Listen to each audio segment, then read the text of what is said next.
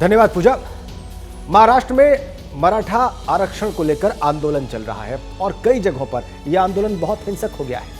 आंदोलनकारियों और पुलिस के बीच में झड़प हुई है, पत्थरबाजी हुई है, आगजनी हुई है, कई जगहों पर कर्फ्यू लगाना पड़ा है। लेकिन इस बीच में सरकार ने मराठा आरक्षण देने को लेकर तैयारी शुरू कर दी है और इसी क्रम में मुख्यमंत्री एकनाथ शिंदे ने आज सुबह 10:30 बजे एक सर्वदलीय बैठक बुलाई है।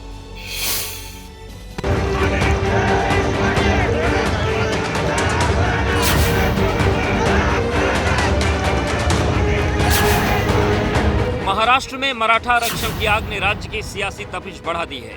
महाराष्ट्र के कई जिलों में इस समय भीषण अराजकता का आलम है।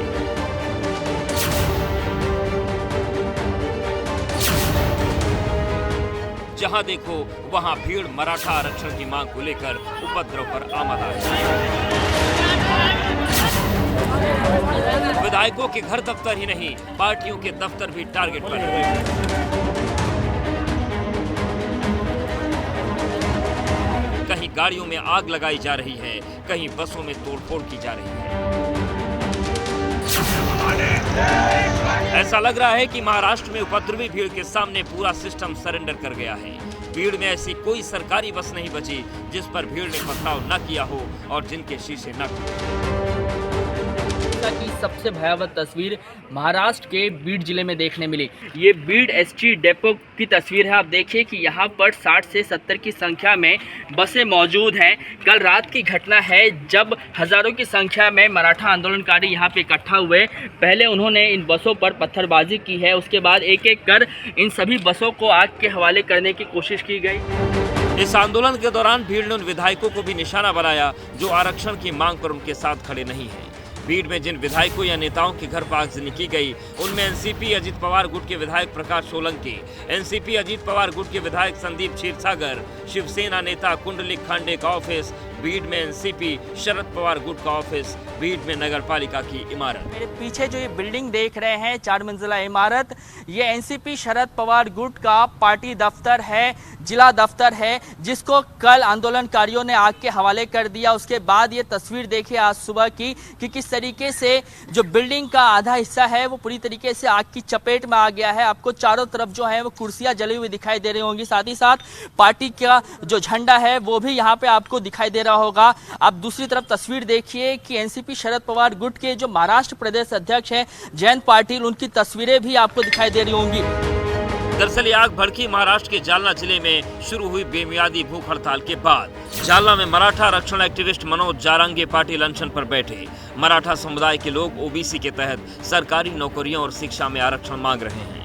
मराठा आरक्षण की लड़ाई काफी पुरानी है। दरअसल महाराष्ट्र सरकार ने 2018 को मराठा आरक्षण बिल विधानसभा में पास किया था, जिसमें मराठा समुदाय को 16% आरक्षण को मंजूरी दी गई थी। 2021 को सुप्रीम कोर्ट ने मराठा समुदाय के लिए सरकारी नौकरियों और शैक्षणिक संस्थानों में आरक्षण को रद्द कर दिया। एससी के 1992 के आदेश के मुताबिक किसी भी राज्य में 50% से ज्यादा आरक्षण नहीं दिया जा सकता। महाराष्ट्र में 52% आरक्षण पहले से चला रहा है। ये आंदोलन महाराष्ट्र के कई जिलों में फैल चुका है और भीषण हिंसा की तस्वीरें आ रही हैं। पुणे इलाके में हाईवे पर आगजनी कर दी गई, जिसमें मुंबई सतारा हाईवे पर करीब 6 किलोमीटर लंबा जाम लग गया। आरक्षण आंदोलन की आग में हाथ जला चुकी शिंदे सरकार ने आज सर्वदलीय बैठक बुलाई है, जिसमें मराठा आरक्षण को लेकर मंथन होगा। स्वयं मनोज जारंगे पाटिल साहब ने अपील किया महाराष्ट्र की जनता को कि किसी को भी हिंसा नहीं करनी चाहिए, पथरावबाजी नहीं करनी चाहिए, अहिंसा की मार्ग से, शांतता की मार्ग से आप लोग आंदोलन करें, कि किसी ने भी कानून अपने हाथ में नहीं लेना चाहिए, हिंसा नहीं करनी चाहिए। सरकार पॉजिटिवली आगे बहुत स्पीडली जा रही है, सरकार के ऊपर थोड़ा भरोसा रखना चाहिए। और मैं इतना ही कह सकता हूं कि जल्द से जल्द ये आरक्षण देने के लिए जो भी उपाय योजना करनी चाहिए वो करने के लिए हमारी गवर्नमेंट बांधी है। एक तरफ शिंदे सरकार ने मराठा आरक्षण को लेकर बैठक बुलाई तो दूसरी तरफ भूख हड़ताल पर बैठे समाज सेवी मनोज जारंगे ने सरकार को धमकी दे डाली है। उन्होंने मांगे पूरी नहीं होने पर जल को त्याग देने का ऐलान किया। हालांकि सरकार मराठा आरक्षण को लेकर लगातार बैठक कर रही है। देर रात हुई बैठक में सीएम एकनाथ शिंदे ने पार्टी सांसदों और विधायकों से मराठा आरक्षण के मुद्दे पर इस्तीफे की पेशकश नहीं करने की अपील की।